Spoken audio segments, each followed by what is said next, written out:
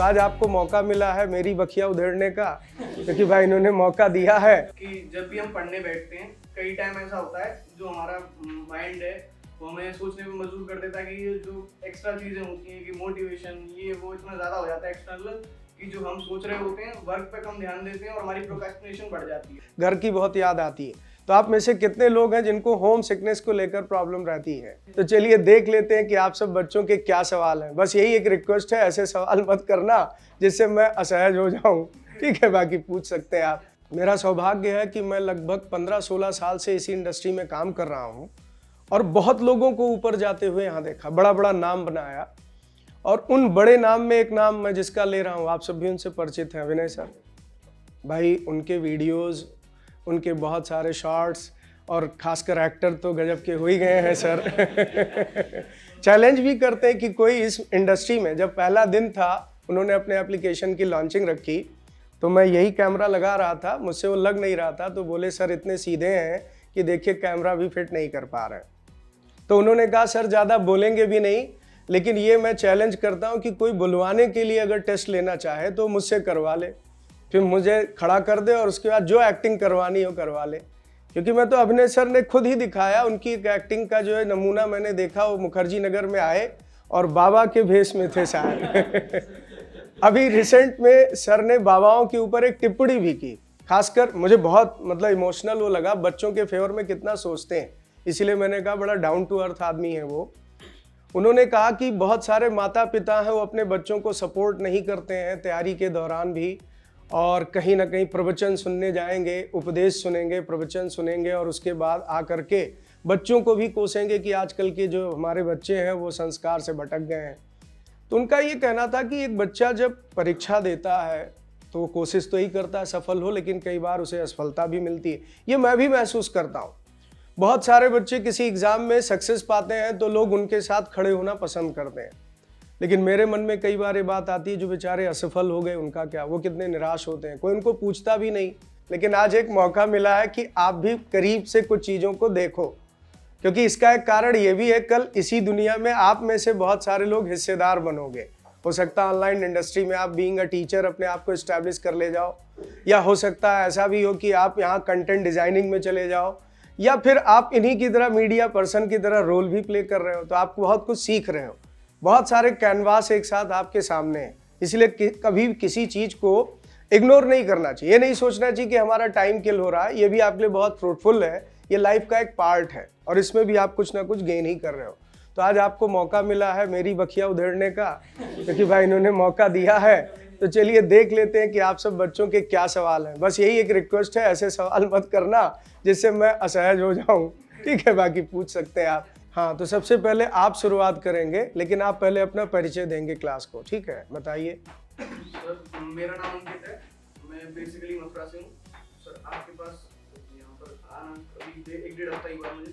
Okay sir मेरा question ये है कि जब भी हम पढ़ने बैठते हैं कई टाइम ऐसा होता है जो हमारा माइंड है वो हमें सोचने पे मजबूर कर देता है कि ये जो एक्स्ट्रा चीजें होती हैं कि मोटिवेशन ये वो इतना ज्यादा हो जाता है एक्सटर्नल कि जो हम सोच रहे होते हैं वर्क पे कम ध्यान देते हैं और हमारी प्रोक्रेस्टिनेशन बढ़ जाती है, सही हम बात। में टाइम लग जाते हैं, फिर बैकलॉग बहुत ज्यादा होता है और फिर दिक्कत होती है। इस चीज को अवॉइड कैसे करा जाए? और सर दूसरी क्वेरी जो मेरी है कि सर हम लोग जैसे काफी सारी जॉब्स होती है एसएससी में जितनी भी निकलती हैं, हर बार छोटी मोटी कोई ना job, state jobs, central jobs कोई भी निकलती आती रहती, बिल्कुल। पेरेंट्स का प्रेशर क्या होता है कि हर किसी का फॉर्म भर दो। सर हर एग्जाम की अपनी अपनी रिक्वायरमेंट्स हैं, बिल्कुल। अलग-अलग सिलेबस है और टाइम हर किसी को उस हिसाब से देना पड़ता है। बिल्कुल सही बात। सर कॉमन पैटर्न पे अभी भी एग्जाम सारे नहीं आए। सर इस चीज से सर हम कैसे डील करें कि हमें या तो हम चाहें तो एक टारगेट एग्जाम करें या फिर कॉमन रैंडम अपनी जो नॉलेज टेस्ट करने के लिए हर किसी एग्जाम को दें जो आप बताना चाहें। सर आपके लाइफ एक्सपीरियंस भी ऐसे हैं क्योंकि आपने भी जॉब के लिए ट्राई किया। बिल्कुल बिल्कुल बिल्कुल। तो जो आपको लगता है। सबसे पहले इनके लिए तो आप लोग क्लैपिंग करिए कि इन्होंने क्वेश्चन पूछा। अंकित, देखिए ये प्रश्न ऐसा नहीं कि सिर्फ अंकित का है, रियल में अंकित सिर्फ यहाँ पर एक नाम है, बाकी उसने आपके साइड से ये प्रश्न रखा। बहुत सारे बच्चों के प्रश्न हो सकते हैं और बड़ा जेन्युइन सा क्वेश्चन इन्होंने पूछा कि सर हमारे सामने एक तो बहुत बड़ा चैलेंज ये होता है कि जैसे ही मॉरल डाउन होता है मोटिवेशन की तरफ जाते हैं और केवल मोटिवेशन सुनते हैं, थोड़ी देर के लिए तो ब्रस्ट अप होता है, बूस्टअप मिल जाता है और एक बार फिर से हम यहाँ पर एनर्जी के साथ लगते हैं, लेकिन फिर कुछ समय बाद मोटिवेशन डाउन हो जाता है। तो बार बार उन चीज़ों को करें या फिर हम अपनी पढ़ाई पर ही फोकस करें, हमें जो टास्क मिला है उसको पूरा करें। एक चीज़ तो पहले मैं ये स्पष्ट करना चाहूँगा कि कई बार मोटिवेशन हमें प्रेरणा देता है, हमें ऊर्जा देता है, ये बात सही है, लेकिन जब आप सेल्फ मोटिवेटेड होते हैं, अंदर से आपके अंदर एक मोटिवेशन आता है, तो उसका रिजल्ट आपको कहीं ना कहीं ज़्यादा बेहतर मिलता है। मतलब ये है कि आपको फिर बाहर के सोर्स से मोटिवेट होने की आवश्यकता खत्म हो जाती है। एक समय ऐसा आ जाता है जब आप बिल्कुल अपने गोल को लेकर बिल्कुल फोकस होते हैं, पता होता है कि हमें ये करना है, तो मोटिवेशन की ज़रूरत ही खत्म हो जाती है। आपके पास विकल्प समाप्त हो जाते हैं, रास्ते और कुछ नहीं होते, सिर्फ एक रास्ता दिखाई देता है कि मेरा एग्ज़ाम कब है। अब बात करते हैं कि सर आज कॉमन पैटर्न पे तो सारे एग्ज़ाम है नहीं, बहुत सारे डिफरेंट एग्ज़ाम है। पेरेंट्स कहते हैं कि भाई कांस्टेबल वाला फॉर्म भी भर दो, जीडी का भी आ गया है, और उसके साथ सीजीएल वाला फॉर्म भी भर दो, सीएचएसएल वाला भी फॉर्म भर दो। हर एक फॉर्म भरने के लिए सजेशन भी होता है और अपना भी मन कहना लगता है। ऐसा नहीं कि पेरेंट्स ही ऐसा कहते हैं, कई बार हमारे मन में भी तो ये बात आती है कि हम भी जितने भी गवर्नमेंट जॉब निकले सब पर ट्राई करें, क्या पता किसी में मिल जाए। देखिए, डिफरेंट एग्ज़ाम देने से नुकसान तो नहीं है, लेकिन मेरा ये मानना है कि जब आप कोई भी तैयारी शुरू करें तो पहले तो एक माइंड मेकअप कर लें कि अल्टीमेटली मेरा गोल क्या है, मैं क्या पाना चाहता हूँ। हो सकता है आप सीजीएल को लेकर के बिल्कुल फोकस हो कि नहीं मुझे यही क्रैक करना है। अगर आप सीजीएल को टारगेट कर रहे हैं तो उससे मिलती जुलती कुछ परीक्षाएं हैं, सेम पैटर्न की हैं, उस एग्ज़ाम में ज़रूर अपीयर होना चाहिए। वही बात है कि आप अगर इंडियन क्रिकेट टीम में इंटरनेशनल लेवल पर खेलने के लिए सिलेक्ट होना चाहते हैं तो रणजी भी खेलना आना चाहिए। रणजी पे आप अगर गए हैं तो बुरा नहीं है, उससे भी आपको कहीं ना कहीं बेनिफिट मिलेगा, बल्कि डोमेस्टिक लेवल पर आप क्रिकेट शुरुआत करते हैं तभी तो आप आगे जाते हैं। तो इसलिए बहुत ज़रूरी है कि आप यहाँ पर डिफरेंट एग्ज़ाम को दें, लेकिन फोकस एक पर रखें, अपने टारगेट को कंप्रोमाइज़ मत करें कि चलो यहाँ पर हमने एग्ज़ाम दिया, यहाँ हो गया, बाकी छोड़ते हैं। अगर तय कर रखा है तो उसी पर फोकस करें, ठीक है। चलिए, तो अगली बारी अब आपकी है, आप पहले अपना इंट्रोडक्शन दे दीजिए। मैं रोशन कुमार और भारत की कर्मभूमि बिहार के नवादा जिला से हूँ, और मैं तमाम उन सहयोगों और परिस्थितियों को धन्यवाद देना चाहूँगा कि जिस परिस्थिति के कारण मैं मुखर्जी नगर आया, उसकी मुखर्जी नगर आना बच्चों के लिए बहुत बड़ी चुनौती होती है, और मैं उससे लड़कर, परिस्थितियों से लड़कर यहाँ पर आया। और यहाँ पर आने के बाद बच्चों की सबसे बड़ी चुनौती ये होती है कि बच्चा कहाँ पे जाए और कहाँ पे अच्छा कंटेंट मिले। सही बात। और मेरा आपसे व्यक्तिगत सवाल ये है कि आप जीवन में आपका सबसे विपरीत परिस्थितियां कब आई और आप उसको कैसे डील किए, और सबसे बड़ी समस्या क्या थी आपके लिए? मेरे जीवन में भी अगर देखा जाए तो बहुत सारी चुनौतियां रही हैं, और मैं कभी कभी आप सबके सामने बहुत गंभीर मुद्रा में पढ़ा रहा होता हूँ। आपको लगता है कि मैं बहुत अंदर से सहज हूँ, लेकिन मेरे सामने भी कुछ ऐसी चीज़ें होती हैं जो मैं असहज होता हूँ, क्योंकि जब आप परिवार के साथ जुड़े होते हैं तो कभी कभी कुछ ऐसी घटनाएं भी हो जाती हैं जिसके कारण आपकी भी मानसिक दशा बहुत अच्छी नहीं होती। लेकिन मैंने एक ही चीज़ आपसे कहा कि जब आप अपने कर्म के प्रति समर्पित होते हैं, आप अपने लक्ष्य को जानते हैं, तो कहीं ना कहीं उसके प्रति आप अपनी प्रतिबद्धता जाहिर करते रहते हैं। डेडिकेशन आपको दिखाना पड़ता है, तभी आप कोई गोल अचीव कर पाएंगे। मेरे सामने ऐसे कई मौके आए जहां पर मैं ये कह सकता हूं कि मेरे मन में भी थोड़ी बहुत निराशा आई। मुझे लगा कि शायद मैं, एक समय ऐसा भी था जब रिटर्न होने का भी प्लान मन में आ गया था कि मुझे कम बैक कर लेना चाहिए, यहाँ से रोल बैक करके चलते हैं घर पे और वहीं पर देखते हैं कुछ और भी होगा। मैंने अपने पेरेंट्स से बात की, पेरेंट्स ने मुझे मोटिवेट किया, मुझे समझाया कि नहीं, तुमने अभी तक स्ट्रगल किया है, यहाँ तक पहुँचे हो तो तुम्हारे अंदर एक चीज़ तो है ही कि क्षमताएँ हैं, धैर्य है, और अगर धैर्य से इतने दिन डटे रहे हो तो अभी डटे रहोगे, कहीं ना कहीं परिणाम मिलेगा। और उसका मुझे बड़ा पॉजिटिव रिजल्ट भी मिला। लेकिन अब मैं अगर उस पल की बात करूं, जैसे मैंने जब ये प्रोफेशन स्टार्ट किया था, पढ़ाना मैंने शुरू किया था, तो उस समय मेरा जो बैकबोन था, मेरे घर के ही एक मेरे बहुत खास हैं जो इन चीज़ों को संभालते थे। कुछ ऐसी घटना पारिवारिक स्तर पर हो गई जहां मैं पूरी तरह से टूट गया, क्योंकि आप कह सकते हैं कि वो मुझसे अलग हो गए। अलग मुझसे नहीं हुए, उनके व्यक्तिगत जीवन की कुछ समस्याएं थी जिसके कारण वो चले गए, मैं अकेला पड़ गया। तो जब इंसान किसी पर टिका होता है कुछ चीज़ों को लेकर, अगर वो साथ छूट जाए तो बहुत निराशा आती है, और इस कारण से इस संस्था को लेकर भी मेरे अंदर कहीं ना कहीं एक निराशा आई। लेकिन फिर उससे अपने आप को उबारा कि चलिए, जीवन में जो कर्म भूमि मिली होती है उसमें आप अकेले ही होते हैं। अर्जुन को भले ही उपदेश देने के लिए, ज्ञान देने के लिए भगवान श्री कृष्ण कुरुक्षेत्र के मैदान में मौजूद थे, वो उनके सारथी थे, लेकिन गांडीव उन्हें ही चलाना था। तो ये यही सिखाता है कि अल्टीमेटली गांडीव आपको ही चलाना है। आपका सारथी भी हो सकता है एक समय कुछ ऐसी मजबूरी आए जहां पर उसे अलग होना पड़े। तो ये चीज़ें आप भी तय रखिएगा। चलिए अब अगला सवाल इनका लेते हैं। सबसे पहले आप अपना परिचय दीजिएगा क्लास को।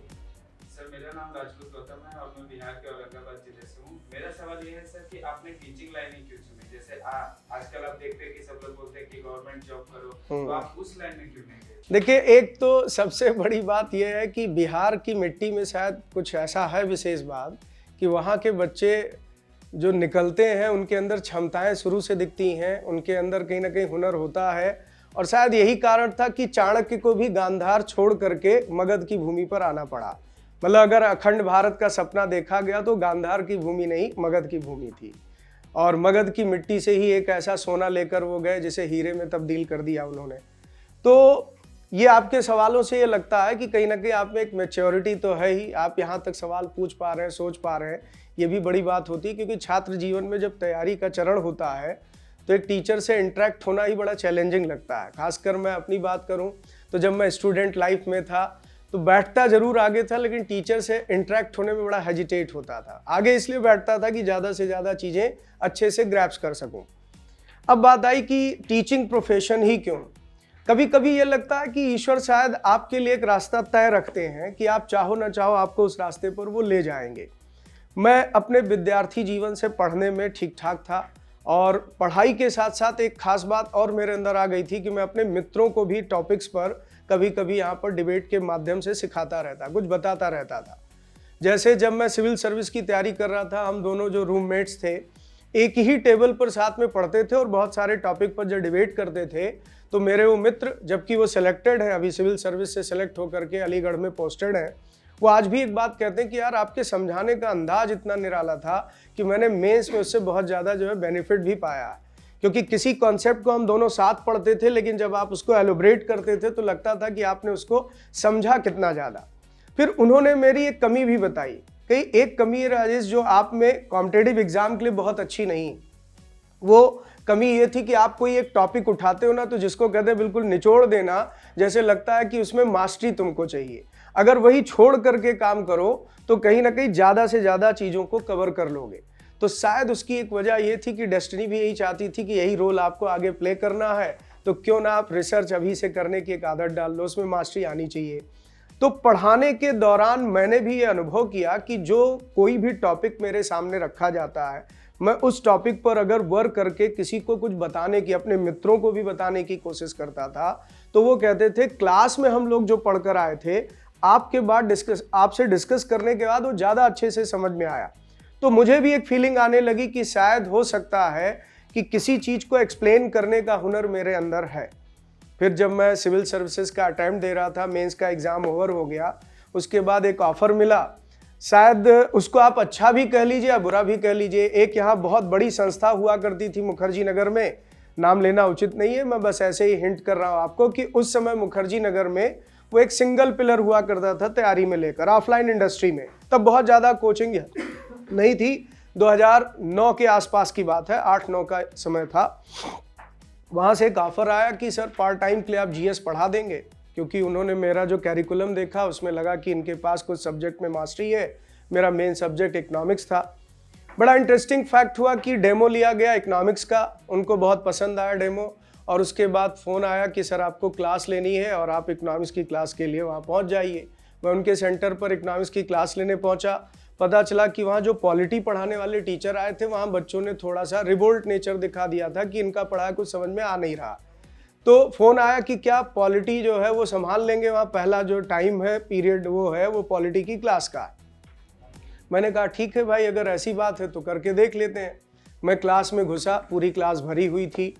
मैंने पढ़ाना शुरू किया, लेकिन 5 मिनट के अंदर ही मैंने महसूस कर लिया कि इन बच्चों के कुछ पल्ले नहीं पड़ रहा। तो कहा जाता है एक अच्छा टीचर वही है जो पहले अपने ऑडियंस को जान ले, अपने स्टूडेंट को जान ले कि उनका लेवल क्या। तो बच्चों से मैंने कुछ जनरल ऐसे इंटरेक्शन करने शुरू किए। मैंने कहा अच्छा बच्चों, पॉलिटी चलो बाद में पढ़ेंगे, पहले कुछ जनरल चीज़ें बताइए।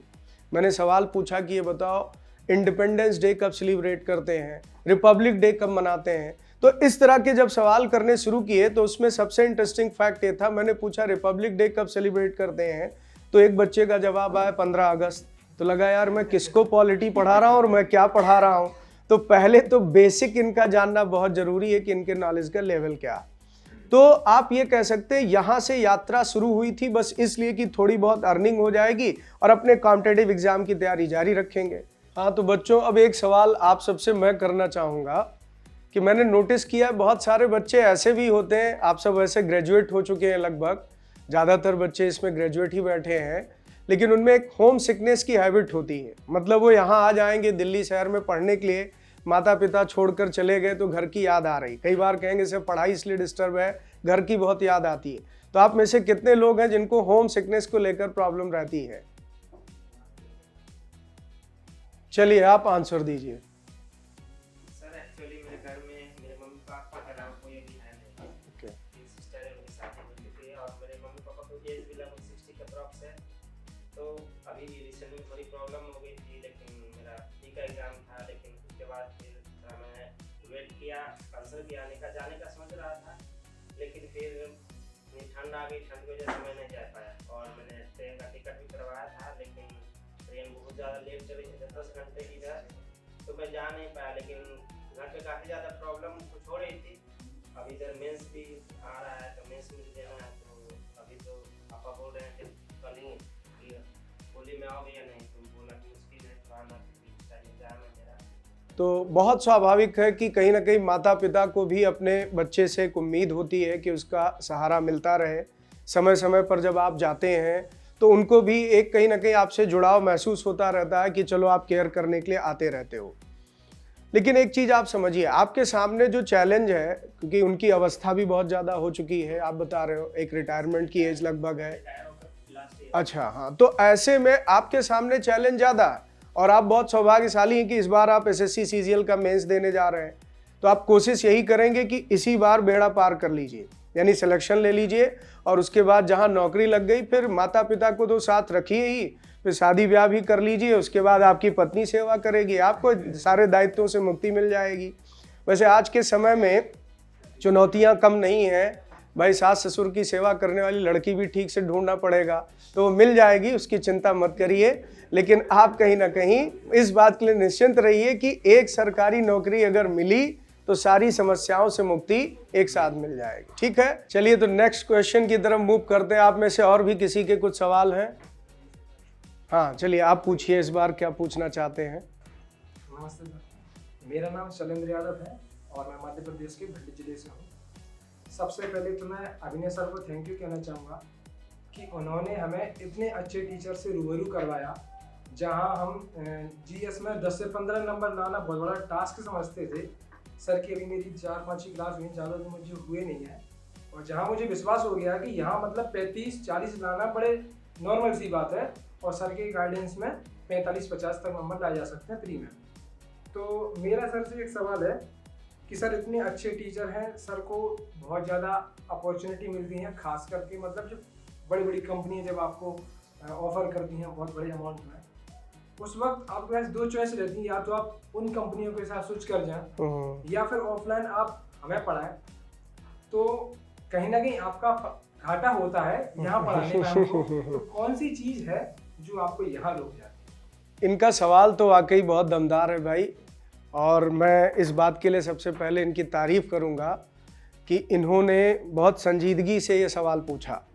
ये सच्चाई भी है काफ़ी हद तक, क्योंकि आज की डेट में एक टीचर के लिए अपॉर्चुनिटीज़, बड़े बड़े प्लेटफॉर्म हैं, आप सब जानते हैं कि बहुत बड़े बड़े नाम आ चुके हैं।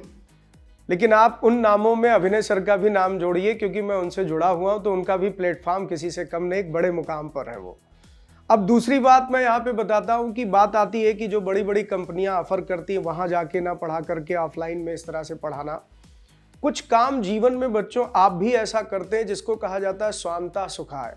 इंसान सुख की ही तलाश में पूरे जीवन भर रहता है। अब आप उस सुख को किस रूप में खोजते हैं? कोई हो सकता है कि मर्सिडीज में बैठकर बहुत सुख प्राप्त कर रहा हो, और कोई हो सकता है एक साइकिल पे चल के भी उससे ज़्यादा सुखी हो। ये तो जीवन का बहुत बड़ा रहस्य है ही।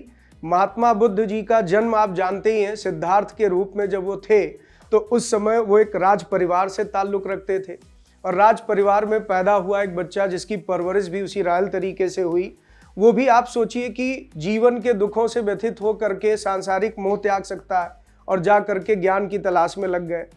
तो मनुष्य शुरू से कहीं ना कहीं स्वभाव का रहा है कि वो एक सुख की तलाश में प्रयास करता रहा। मैं बहुत साधारण किस्म का इंसान हूँ, मेरी भी एक साधारण ख्वाहिश बस यही रहती है कि भाई भौतिक सुख भी मिले, लेकिन भौतिक सुख की क्या कीमत देनी पड़ रही है ये भी तय करना बहुत ज़रूरी है। हम जो काम कर रहे हैं वो क्या मुझे आत्म संतुष्टि दे पा रहा?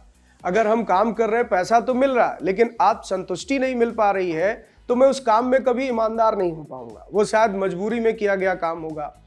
इस प्लेटफॉर्म पर कई बार जब खड़ा होता हूं तो मुझे एक मौका मिलता है कि मैं आपसे डायरेक्ट इंटरेक्ट हूं, आपकी बातों को सुनूं और जानूं, और शायद मैं स्वतंत्र हो करके अपने स्वतंत्र विचारों के साथ जीवन में आगे बढ़ते हुए आपकी कुछ मदद कर सकूं। कई बार ऐसा हुआ कि एक बच्चा आया मेरे पास और उसने कहा, सर मेरे पास आर्थिक संसाधन नहीं है और मैं आपसे ये मदद चाहता हूँ। मैंने उसे को मदद की तो बदले में उसके बहुत बड़ा प्रतिफल मुझे मिला। वो सेलेक्ट हुआ, अभी उड़ीसा में संबल में पोस्टेड है और पर्सनली फाइनेंशियली भी सपोर्ट करने के लिए आया जब मैं उस दौर में था जहाँ पर मैं परेशानी में था, आर्थिक परेशानी में था। उस दौर में भी वो आकर मेरे पास खड़ा था कि सर अगर फाइनेंशियल सपोर्ट भी चाहिए तो आप खुलकर बोलिएगा, आप मेरे लिए एक अभिभावक के समान है। क्योंकि जब मैं उन चुनौतियों से जूझ रहा था तो आपने बहुत बड़ी मदद की थी, मुझे फ्री में पढ़ाया था। तो अब आप सोच नहीं सकते हैं कि इसकी जो खुशी मिलती है, इससे जो आपको आप संतुष्टि मिलती है, वो किसी पैसे से नहीं पाई जा सकती है। तो आप किसी का ट्रस्ट जीतते हैं, उसके बदले में आप कहीं ना कहीं उसके लिए काम करते हैं, काम किया तभी आपने ट्रस्ट जीता। तो अंदर से जो उसका एक तरीके से उसकी भावना है, आप कह सकते हैं उसको मैं बहुत बड़े शब्दों में कहूँ तो उसका भी एक आशीर्वाद है। यानी वो एक हमारे लिए बहुत बड़ा उपकार हो जाता है कि जब वो किसी मुकाम पर है तो मुझे याद कर रहा है कि शुक्ला सर की वजह से आज मैं यहाँ पर हूँ। तो जब आप कुछ इस तरह के कर्मों से जीवन में आगे बढ़ते हैं तो आपको आगे इसका प्रतिफल कई रूपों में मिलता। जैसे मैं शायद ये मानता हूँ कि कल को मेरा बेटा बड़ा होगा, वो संस्कारी जीवन जी सके, एक बेहतर जीवन जी सके, तो इसके पीछे भी कहीं ना कहीं ये भावना काम कर रही होगी। हो सकता है मेरे पास बहुत पैसा हो जाए, मैं अरबपति के रूप में गिना जाने लगूं, लेकिन ऐसा भी तो हो सकता है कि आद औलाद बिगड़ जाए, तो उन पैसों से मैं फिर क्या करूंगा। लेकिन अगर बच्चा लायक निकल गया, परिवार अगर यहाँ पर शांत रह सका, आप उसे संतुष्ट रह सके, तो कहीं ना कहीं इसका मतलब ये हुआ कि आपने कुछ ना कुछ उपलब्धि अर्जित की है। तो शायद इसका एक कारण ये हो सकता है आप सबका प्यार, आप सबका आशीर्वाद। मैं बहुत अच्छा काम करूंगा, हजारों बच्चों की दुआएं भी तो मुझे मिलेंगी और मेरे भी परिवार को कहीं ना कहीं उसकी ज़रूरत हो सकती है। तो ये चीज़ें आप पैसे से नहीं खरीद सकते हैं। दूसरी बात, ये मान बैठना कि किसी के पास बहुत पैसा है तो बहुत सुखी है, ये गलत धारणा। मैं ऐसे बहुत सारे लोगों को जानता हूं जिनके पास पैसे की कोई कमी नहीं, लेकिन जीवन में आप देखें तो बहुत सारी समस्याएं हैं, अंदर से वो संतुष्ट नहीं है, उस मुकाम पर पहुंचकर भी संतुष्ट नहीं, जीवन में अभी भी बहुत सारी विसंगतियां उनके वो जारी हैं। तो बात वही होती कि आपको एक चॉइस मिलती है कि आप उसमें क्या चुनने जा रहे हैं, क्या पैसा या फिर क्या आत्मसंतुष्टि। दोनों में संतुलन रखना होता है। यानी हमें चाहिए पैसा तो अल्टीमेटली चाहिए ही चाहिए, उसके बिना तो बात नहीं बन सकती है, लेकिन दोनों में संतुलन बनाकर जीवन में आगे बढ़ना चाहिए। क्योंकि पैसा आपके भौतिक सुख का माध्यम है, आपकी दैनिक आवश्यकताओं का माध्यम है, लेकिन उसको इतनी तरजीह मत दे दीजिए कि वो आप पर हावी हो जाए और पता चले कि कल आप काम करके भी खुश नहीं हैं। जो भी काम हम करते हैं वो खुशी के लिए करते हैं, तो मुझे शायद इसी में स्वांता सुखाय मिल रहा है, इसमें मैं खुश ज़्यादा रहता हूँ और शायद यही कारण है इस अवस्था में भी ऊर्जावान हूँ। और आप में से बहुत सारे बच्चे कहते हैं सर अभी भी आप यंग दिखते हैं ठीक है,